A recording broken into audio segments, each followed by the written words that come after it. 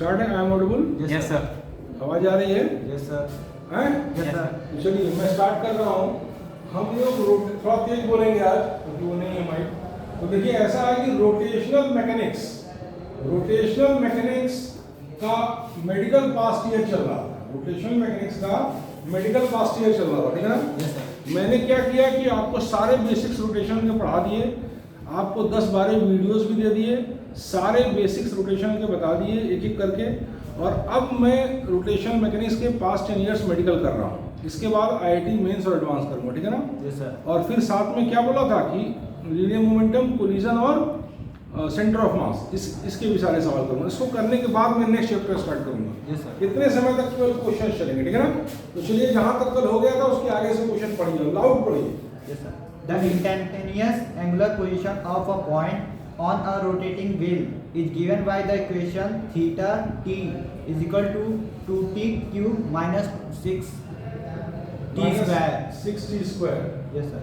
The torque on the wheel becomes 0 at. देखिए ये question है, ये मेडिकल में आया हुआ क्वेश्चन है। Yes sir. और देखिए अब तक का, चाहे फर्स्ट ईयर हो चाहे सेकेंड ईयर हो, आप सबों ने देखा, वीडियो में भी देखा, क्लास में भी देखा, वहाँ पे उस क्लास में भी देखा। जितना मैंने बताया उसके बाहर एक सवाल भी मैंने किसी कॉन्सेप्ट का इस्तेमाल नहीं किया और आगे भी नहीं करूँगा। ये मैं सोचिए 2, 3, 4, 5 चैप्टर, अंतिम चैप्टर यही सही चलेगा, ठीक है ना? जितना मैं बताऊँगा सब सवाल उसमें लगेंगे किसी भी लेवल में, ठीक है ना? अब आप देखिए इंस्टेंटेनियस एंगुलर डिस्प्लेसमेंट ऐसा दिया है टी टाइम टी के टर्म में, ठीक है बेटा? क्लियर है? अब बोल रहा है कि टॉर्क कब जीरो होगा, यानी किस टाइम पे टॉर्क जीरो होगा ये निकालना है, ठीक है बेटा? तो कोई बड़ी बात नहीं है। टॉर्क जीरो कब होगा? जब अल्फा जीरो होगा, तभी टॉर्क जीरो होगा। टॉर्क बराबर आई इंटू अल्फा। तो या तो आई जीरो हो या अल्फा जीरो हो, तभी जो है टॉर्क जीरो होगा, ठीक है ना? तो अब आप देखिए मैं आपको दिखा रहा हूं, ये इंस्टेंटेनियस एंगुलर पोजीशन है। तो इंस्टेंटेनियस एंगुलर वेलोसिटी कितनी होगी? D theta by D T. और D theta by D T क्या हो जाएगी? 6t square minus 12t। बात समझ में? Yes sir. अब D omega by D T फिर डिफरेंशिएट कर रहे हैं। डिफरेंशिएशन सुना है ना, हिंदी में ही बोल रहे हैं। डिफरेंशिएशन सीखे कि नहीं सीखे अभी तक? डिफरेंशिएशन और इंटीग्रेशन सीखे कि नहीं सीखे? चलिए कोई बात नहीं, रुक जाइए। इसको फिर से जब हम डिफरेंशिएट करेंगे तो क्या आएगा बेटा? डी, ये आएगा अल्फा टी, यानी टी समय पे एंगुलर एक्सेलरेशन क्या है? D omega by D T क्या होगा? Alpha T. और अल्फा टी बराबर क्या हो जाएगा? 12t माइनस 12, ठीक है ना? Yes sir. और जब अल्फा टी जीरो कब होगा? जब ये बराबर जीरो, यानी टाइम बराबर 1 सेकेंड, यानी टी बराबर 1 सेकेंड पे अल्फा टी जीरो हो जाएगा। और जब अल्फा टी जीरो हो जाएगा तो टॉर्क भी जीरो हो जाएगा। आंसर मिलाइए। Yes sir. सही है ना? Yes. सब आएगा। ये मत सोचिए कि 2, 4, 5, 6 और सब एकदम क्लैरिटी से आएगा। इसमें कोई भी मतलब ये नहीं, घचपच नहीं। इस तरह से आएगा कि आप 20-25 सेकंड में सवाल को करके रख दें, ठीक है? अब नेक्स्ट क्वेश्चन पढ़िए चलिए। The moment of inertia of the thin uniform rod of mass m and length L about an axis passing through its midpoint and perpendicular to its length each L0. Its moment of inertia about an axis passing through one of its end and perpendicular to its length each. फिर से पढ़िए, बच्चे ने समझ में आया। पढ़िए धीरे धीरे। The moment of inertia of the thin uniform rod of mass m and length L 3 uniform rod है, मास m और लेंथ l की, about an axis passing through its midpoint and perpendicular to its length is sir I और नीचे 0 दिया है। क्या sir length जो है I है और नीचे 0 बना हुआ है। फिगर दिखाया है? नो सर, फिगर नहीं है। फिगर क्या है उसमें? फिगर नहीं है सर। दिखाई I0 है। कौन सा क्वेश्चन है? सर 7 मोमेंट ऑफ इनर्शिया का thin uniform rod of mass m length बड़ा। आप ठीक से पढ़ ही नहीं रहे, 3 बोल रहे हैं, एक रॉड की बात बोल रहा है। नहीं तो हम एक थिन बोल रहा हूँ सर। थिन, हम 3 सुन रहे हैं, तो यही तो बात है ना? Yes sir. अरे साफ साफ पढ़िए ना। एक थिन रॉड है यानी पतला रॉड है, इसका मास m है, लेंथ l है। देखिए नीट के सवाल में कभी भी सोचना नहीं, आइटम दिक्कत आती है। आइटम थोड़ा थोड़ी दिक्कत आती है, खास तौर से एडवांस में। नीट का तो मतलब बेसिक्स पता हो, देखते ही आपके दिमाग में आ जाएगा, ये ऐसे, ठीक है ना? और ये मत सोचिए कि फिजिक्स आसान, फिजिक्स ही सबसे कठिन आता है, नीट में फिजिक्स ही सबसे कठिन आता है। 45 में अगर 35 सवाल आपने किया है तो आपका अच्छा स्कोर है, सिलेक्शन के लायक स्कोर है। सिलेक्शन का 70-80 नंबर पाके भी लोग निकल गए बायोलॉजी केमिस्ट्री में अच्छा पाके, तो नीट को एकदम जैसे फिजिक्स ही टफ है। फिजिक्स कितनी आसान लग रही है, फिजिक्स कितनी आसान लग रही है, ठीक है।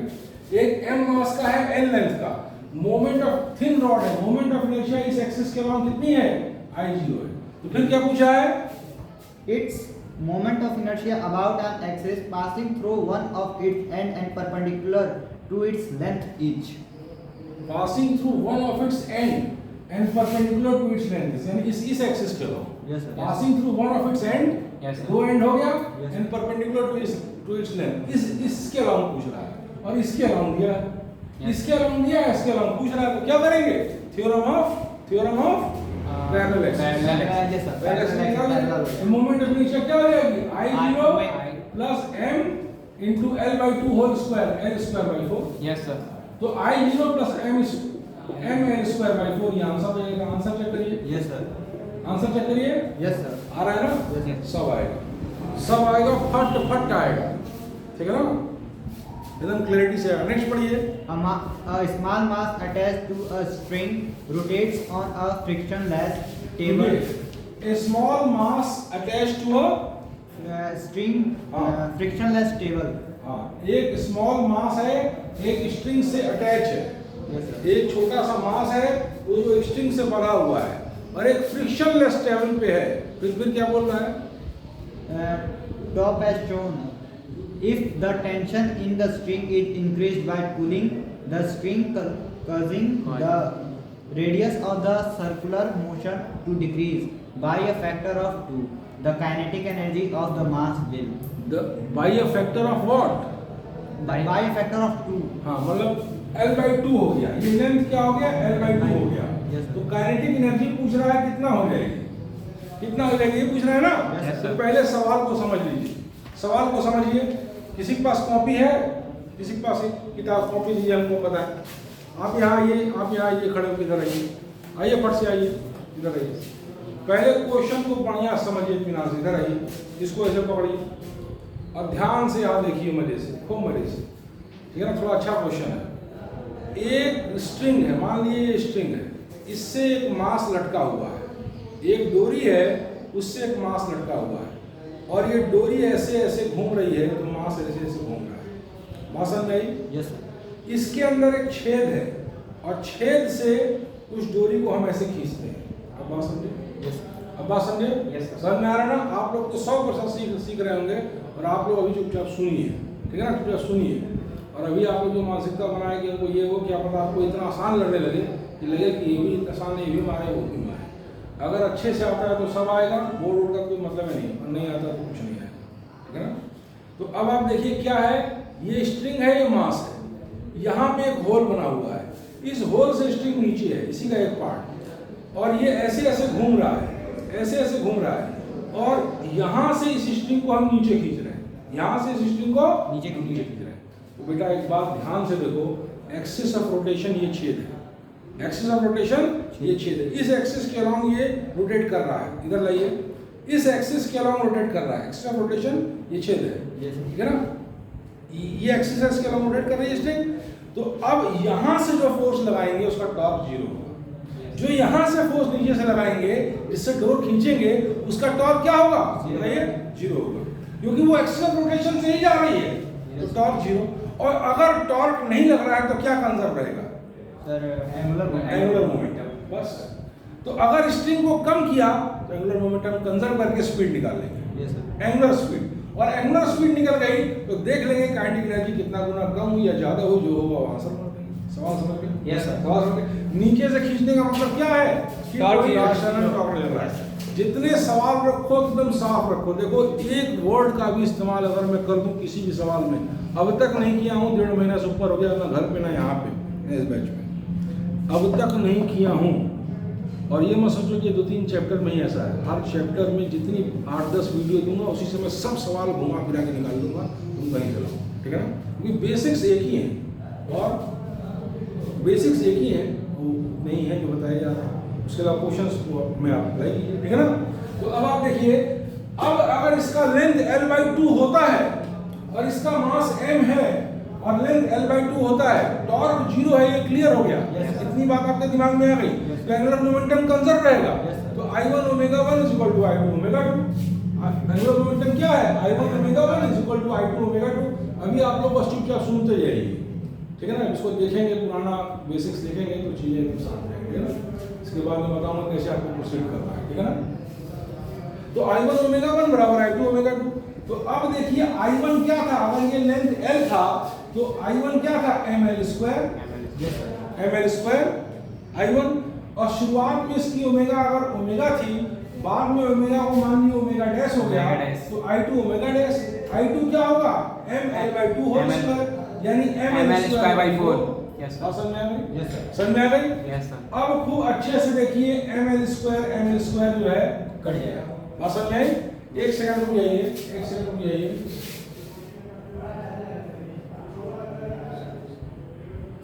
इसको याद दिला दीजिएगा, ठीक है ना। हम जाएंगे तब एक बात लिखे, इंपॉर्टेंट बात, इसमें हम कर लेंगे, ठीक है ना।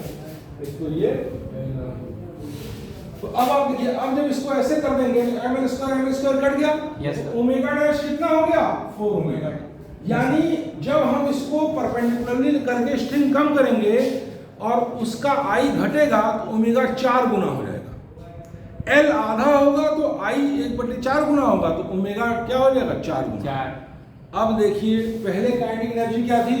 Half I omega square. Yes sir. अब बाद में काइनेटिक एनर्जी क्या थी? Half I dash omega dash square. Yes तो I डैश कितना हो गया? I डैश कितना हो गया? I/4।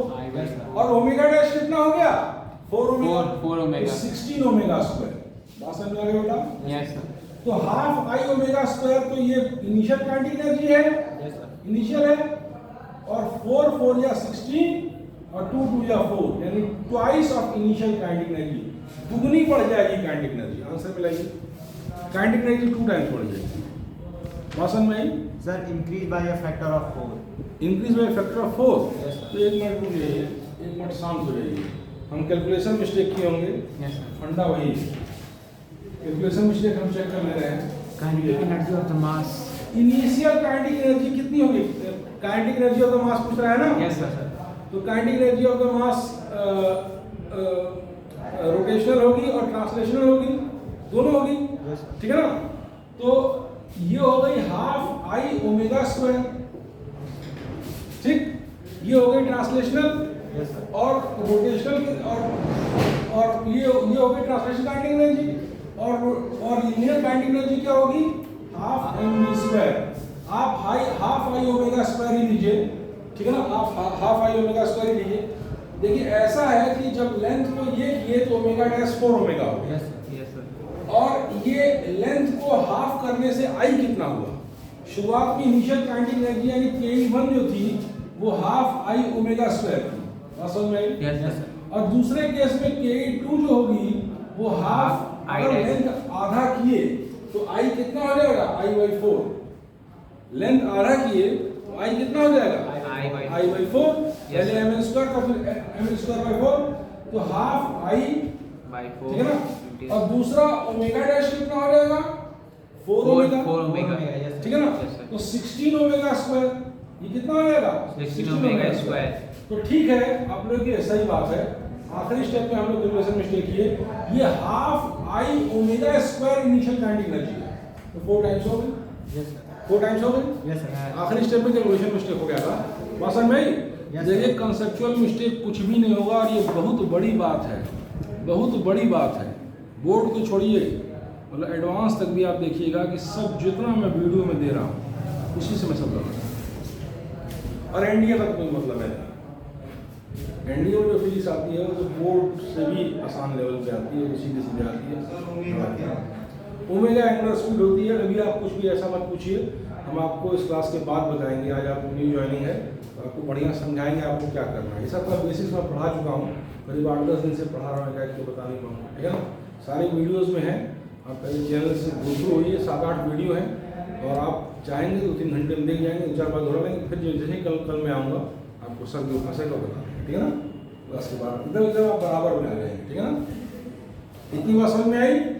समझ में आ गई? Yes, sir. अब नेक्स्ट क्वेश्चन पढ़िए, नेक्स्ट क्वेश्चन पढ़िए। ABC is an equilateral triangle with O as its center. ABC is an equilateral triangle With O as its center. ABC is an equilateral triangle with O as its center. Equilateral है, Yes, O sir. Centre है यानी कि centroid है, ठीक है ना? Yes, sir. ABC एक equilateral triangle है with O as its center, यानी O क्या है? उसका center है। Centroid। बात समझ में आ गई? Yes, sir. ABC is an equilateral triangle with O as its center, यानी ये क्या है? सेंट्रॉइड, ठीक है ना? Yes, Yes, sir. sir. अब नेक्स्ट बताइए। Vector F1, vector F2 and vector F3 represent three forces acting along the sides AB, BC and AC respectively. एक मिनट, ये A है, ये B है, ये C है, ठीक है ना? Yes, sir. Yes, sir. फिर क्या बोल रहा है? Sir, हाँ, sides AB, BC and AC. AB के नाम कौन सा फोर्स है? Sir, vector F1. Vector F1, चलिए ठीक है। फिर sir vector F2 BC के नाम. BC के नाम वेक्टर F2 है, ठीक है ना? Sir vector F3 AC के नाम. वेक्टर F3 AC के नाम, Yes, ठीक है ना? ठीक है बेटा? हाँ। If the total torque about 0 is then About then, O, about About zero, O. O है. हाँ, Yes, about sir. About O is 0. Then the magnitude of vector F3 is. Then the magnitude of vector F3 is, Yes, sir. यानी F1 F2 के term में option दिया है, Yes, sir. हैं? Yes, sir. अच्छा आप गौर से देखिए, खूब मजे से देखिए, खूब इत्मीनान से देखिए। देखिए जितनी मैं बार बार कह रहा हूँ आप लोग कर भी रहे हैं, ठीक है ना? सचिन नहीं आया आज? No, sir. ठीक है, अभी सब आएंगे, कुछ और लोग भी आएंगे। देखिए ऐसा है, मैं आपको ये बता रहा हूँ, खूब अच्छे से देखिए कि ये एक इक्विलेटरल ट्रायंगल है। कैसी ट्रायंगल है? Equilateral. ये क्या है? सेंट्रॉइड है, Yes, sir. उसका सेंटर है। बात समझ में आई? Yes, sir. ये इक्विलेटरल ट्रायंगल है, ये सेंटर है, ये तो कोई बड़ी बात नहीं है। अभी अभी जितना भी हो उतना बस देखते जाइए, अभी जब उससे भी देखेंगे ना तो चीज़ें एकदम साफ होगी, फिर हम आपको इनके बराबर कर देंगे। अभी आप यही तरीका है कि फिर से एक नया चैप्टर स्टार्ट करें तो फिर गड़बड़ा जाएगा ना, क्योंकि वहाँ भी देख रहे हैं, ठीक है? तो हमको लोड कर देने दीजिए, और लोड करने में 4-5 दिन लगेगा, उसके बाद से फिर नया चैप्टर स्टार्ट होगा, तो एकदम शुरुआत से स्टार्ट होगा, ठीक है ना? और इसका भी सारी बात लोड है, क्लास की बात आप चाहें तो ये चल रहा है centre of mass, linear momentum, collision और रोटेशन में ये चल रहा है ना? ठीक है। तो अब आप देखिए, एक फोर्स यहाँ लग रहा है, एक फोर्स यहाँ लग रहा है, और ये फोर्स यहाँ लग रहा है, और ये इक्विलेटरल ट्रायंगल है, इसके सेंटर के अलोंग नेट टॉर्क 0 है, यही कह रहा है ना? Yes, sir. इसके सेंट्रॉइड के अलोंग नेट टॉर्क 0 है। तो 3 फोर्स लग रहे हैं, तो यही 3 फोर्स टॉर्क देंगे, Yes, sir. यही 3 जो फोर्स टॉर्क देंगे, Yes. ठीक है ना? अब आप खड़े हो जाइए तो मैं समझाऊं, खूब बढ़िया से देखिए, अच्छे से देखिए। इसको यहाँ लगाइए, मैं आपको बताऊं, और से देखिए, खूब गौर से देखिए भाई, कोई बहुत बड़ी बात नहीं है। ये इस एक्सिस के अलोंग इसका नेट टॉर्क 0 है, तो ये फोर्स कैसा टॉर्क दे रहा है? फोर्स इनटू ये परपेंडिकुलर डिस्टेंस फोर्स, और ये anti clockwise torque. Yes, sir. समझ Yes, आया? sir. हो जाएगा. अच्छा, अब ये फोर्स कैसा टॉर्क दे रहा है? Force into perpendicular distance from the axis of rotation, ये है ना? Yes, और ये टॉर्क कौन सा है? क्लॉकवाइज। Clockwise. ठीक, बात समझ में आ गई? Yes, sir. और ये फोर्स कौन सा दे रहा है? फोर्स इनटू परपेंडिकुलर डिस्टेंस, ये आपका दे रहा है एंटी क्लॉकवाइज। ये टॉर्क एंटी क्लॉकवाइज है, Yes, sir. ये टॉर्क क्लॉकवाइज है, और ये टॉर्क एंटी क्लॉकवाइज है, ये एंटी क्लॉकवाइज है, और ये वाला टॉर्क क्लॉकवाइज है। तो नेट इक्विलिब्रियम पे है, यानी टोटल एंटी क्लॉकवाइज टॉर्क बराबर टोटल क्लॉकवाइज टॉर्क, बस यही करना है। तो अब देखिए, इक्विलेटरल ट्रायंगल है, तो perpendicular distance by symmetry her case में सेम होगा, हर केस में सेम होगा। तो F1 इनटू उस डिस्टेंस को आप d मान लीजिए, F1 इनटू d, और प्लस ये वाला कौन सा है? F2 into d, Yes, sir. ठीक है ना? Plus F2 into d is equal to ये वाला कौन सा है? F3 into d, d cancel हो जाएगा, इसका मतलब है F3 is equal to F1 plus F2। Answer check करिए, Yes, sir. आ गया? Yes. हैं? F1 plus F2 दिया. F3 is equal to F1 plus F2। नहीं सर, F3 नहीं दिया. F3 है, F3 is equal to Yes, sir. कहाँ Correct. से F3 हो गया? F3 तो पूछा है ना? Yes, sir. F1 plus F2, ठीक है ना? सर ठीक। तो देखिए चुटकियों में आपका लग रहा है कि नहीं Yes. है? अंत में आपको यही सब न लगेगा। आप कहीं बहुत वैसी जगह जाएंगे, बहुत वैसे करेंगे, बहुत यहाँ लाखों रुपये जाते ही नहीं देगा, अंत में आपके क्वेश्चन वो क्वेश्चन चुटकी से लग रहे हैं। और अभी आगे देखिए क्या क्या होगा इसमें। अगर भगवान ने मेरी मदद, भगवान ही मदद कर रहे हैं, तो भगवान ने नहीं रोका, इंसान तो रोके नहीं रुकेंगे, मैं इसमें दूंगा कम से कम 500, 700, 1000 घंटे का वीडियो। अब 1000 घंटे के वीडियो में इतना पैकेज होगा कि कोई आदमी अगर आर्थिक रूप से सक्षम नहीं है तो वो भी जेई मेडिकल और इसकी तैयारी कर सकता है फुल फ्लैश। भाई वो बात तो नहीं आएगी वीडियो में जो ऑफलाइन आती है, ऑफलाइन की बात दूसरी रहती है, लेकिन कंप्लीट पैकेज है, सब कुछ निकाल के पढ़ने वाला पढ़ लेगा। और इतने सवाल अभी तो पास्ट वीडियो लोड कर रहा हूँ ना, लेकिन पूरी एक शीट किसी उसकी रेफरेंस के ऊपर पूरी शीट लोड, ठीक है ना। और वो आपका इंडिया फंड होता है, उसका तो कुछ ही आसान लेवल होता है रिटर्न, SSB ही तो अच्छा बाद में बताएंगे, ठीक है ना। तो आप बेसिक ही पढ़ते रहेंगे, बोर्ड ही पढ़ दिया होगा, ठीक है। अब ये बात क्लियर हो गई, स्पष्ट हो गई। Yes, sir. अब नेक्स्ट क्वेश्चन पढ़ो बेटा। When a mass is rotating in a plane about a fixed point. रुक जाइए, क्या क्वेश्चन बोल रहा है? When a mass is rotating in a plane about a fixed point. When a mass is rotating in a plane about a fixed point. Question number 10. 10. आज कितने question लगे?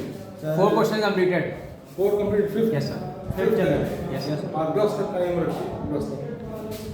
When a mass is rotating In a plane about a fixed point. एक fix point के around एक मास एक plane में rotate कर रहा है, Yes, sir. ठीक। Its angular momentum is directed along. हाँ तो ठीक है। अब सुनिए, एक मास एक फिक्स्ड प्लेन में, एक फिक्स्ड प्लेन है और उसमें एक फिक्स्ड पॉइंट के अलावा एक मास रोटेट कर रहा है। आ जाइए आप इधर कॉपी लेकर आइए, आइए खड़े होइए, फट से रास्ते। एक फिक्स प्लेन है, खूब इत्मीनान से समझिए यार, खूब बढ़िया समझिए इसको। देखिए एक फिक्स प्लेन है, फिक्स प्लेन, फिक्स, उसमें कोई मास, मजा आ रहा है, मुस्की आ रही है, इतनी मजा लीजिए, समझ रहे हैं नहीं समझ रहे हैं। एक फिक्स प्लेन के अलावा प्लेन पे एक मास ऐसे रोटेट कर रहा है, ऐसे क्या कर रहा है, Rotate कर Rotate कर रहे हैं. कोई बहुत बड़ी बात नहीं है। No, sir. पूछ रहा है इसका एंगुलर मोमेंटम किसके अराउंड डायरेक्टेड होगा, तो एंगुलर मोमेंटम क्या होता है, R cross linear momentum, Linear moment. R cross linear momentum. तो अब देखिए इसका आर कहाँ होगा, ऐसे, और ऐसे रोटेट कर रहा है तो लीनियर मोमेंटम कहीं ऐसे नहीं होगा, Yes, sir. आर ऐसे होगा ना, Yes, किसी भी sir. पॉइंट पे ऊपर कीजिए, आर किसी भी पॉइंट पे ऐसे ना होगा, Yes, sir. और लीनियर मोमेंटम mv वेलोसिटी के डायरेक्शन में जो सर्कुलर पाथ में रोटेट कर रहा है ये, Yes, तो वेलोसिटी टेंजेंशियल होगी। तो अब देखिए r क्रॉस mv ऊपर। एक्सिस क्या होगा, आंसर वही जो होगा, answer मिलाइए। The line perpendicular to the plane of rotation.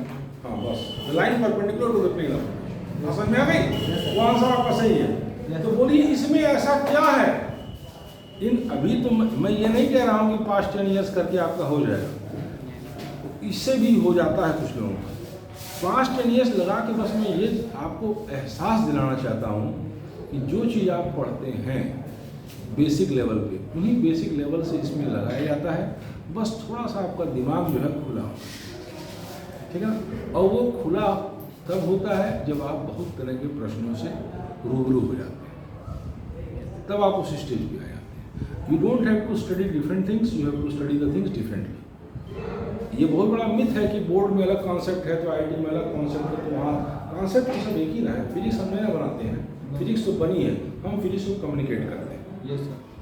ठीक है ना। अगर टाइम बचा सकते हैं तो मेरा फ़ायदा है, और नहीं तो कोई फ़ायदा नहीं है ना। तो मेरे कहने का वही मतलब है। मैं इस पास्ट ईयर्स को करा के आपको परीक्षा का नेचर दिखाना चाहता हूँ कि आप नेचर देखिए किस तरह का नेचर है। और जब इनका नेचर इतनी आसानी से लग रहा है तो आप लोग जो सोच रहे हैं वो नेचर को बस एक बार सुनिएगा तो मान बहुत बहुत ही ईजी आता है। है ना। नेक्स्ट पढ़िए, नेक्स्ट पढ़िए। A solid cylinder of mass 3 kg A solid cylinder of mass 3 kg। Yes, sir. एक सॉलिड सिलेंडर है, सॉलिड, ठीक है ना। Yes, sir. और दूसरा सिलेंडर क्या होता है, दूसरा जो सॉलिड नहीं होता वो क्या होता है? हाँ, कुछ लोग लिक्विड बोल देते हैं। सॉलिड सिलेंडर और लिक्विड सिलेंडर, एक होता है सॉलिड और एक होता है हॉलो। सॉलिड क्या होगा बेटा, जिसमें यूनिफॉर्म डिस्ट्रीब्यूशन ऑफ मास होगा, यूनिफॉर्म डिस्ट्रीब्यूशन ऑफ मास होगा।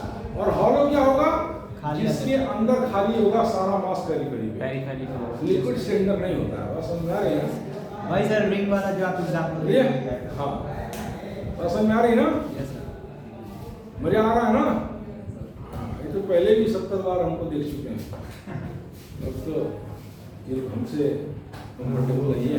तो नहीं, बताइए नेक्स्ट क्या है, नेक्स्ट क्या है? Is rolling on horizontal surface with velocity 4 metre पर सेकेंड। एक मिनट, एक सॉलिड सिलेंडर है, एक सॉलिड सिलेंडर सिलेंडर है, वो एक हॉरिजेंटल सरफेस पे रोल कर रहा है। एक हॉरिजेंटल सरफेस है जिस पे वो रोल कर रहा है।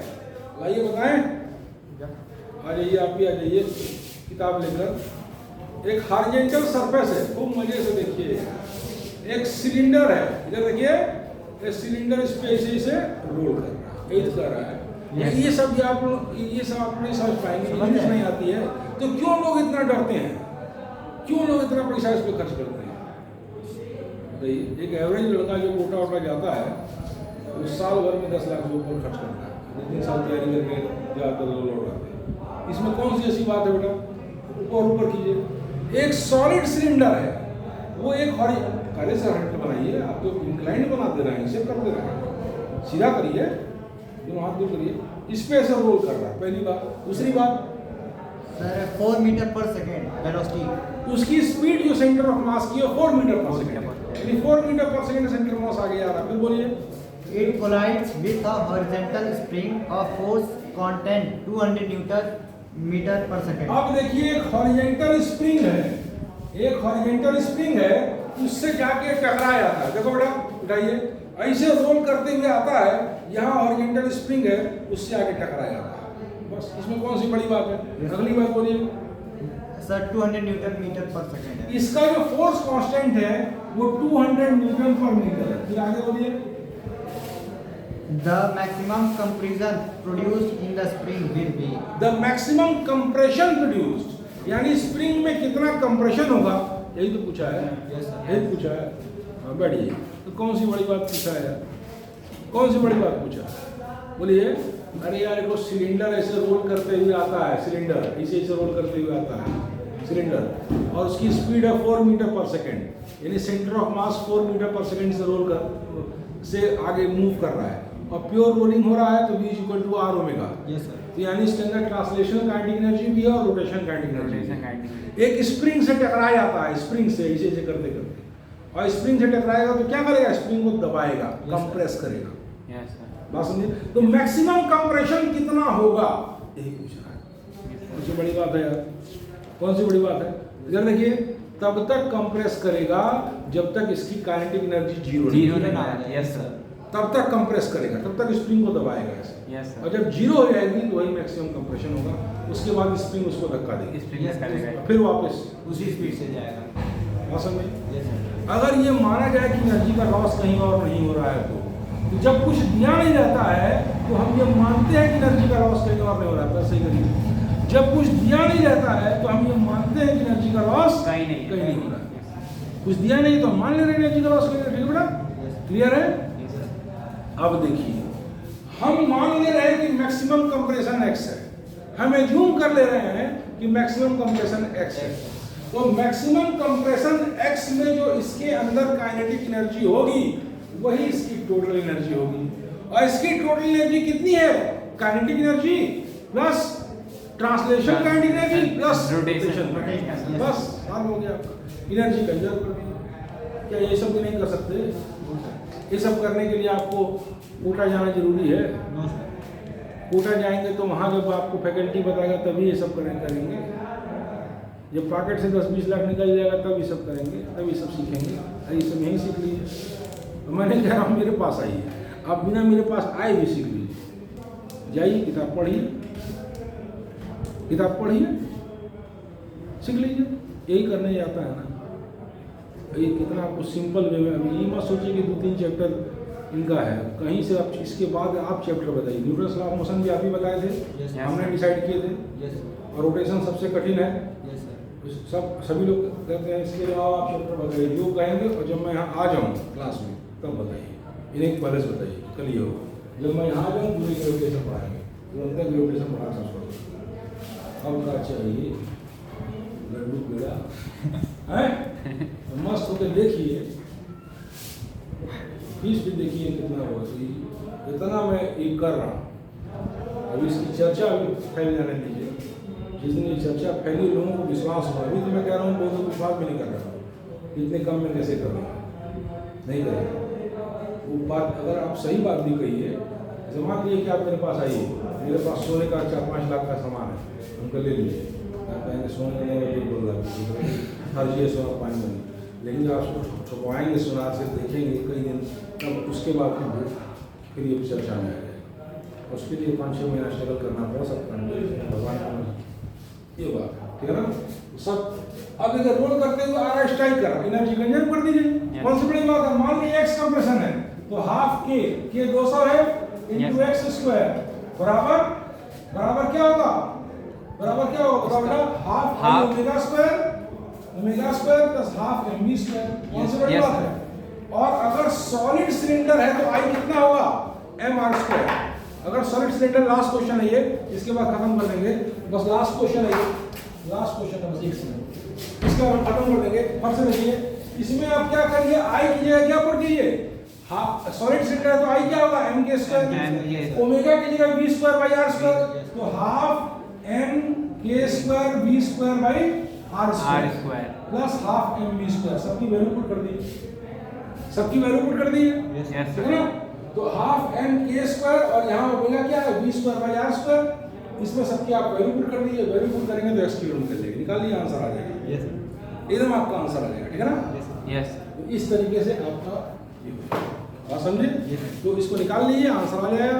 नहीं है तो देखिए, रोटेशन काइनेटिक एनर्जी और ट्रांसलेशन काइनेटिक एनर्जी को सम कर दीजिए, स्प्रिंग की टोटल एनर्जी हाफ के एक्स स्क्वायर से, और आपका आंसर आ जाएगा, ठीक है ना।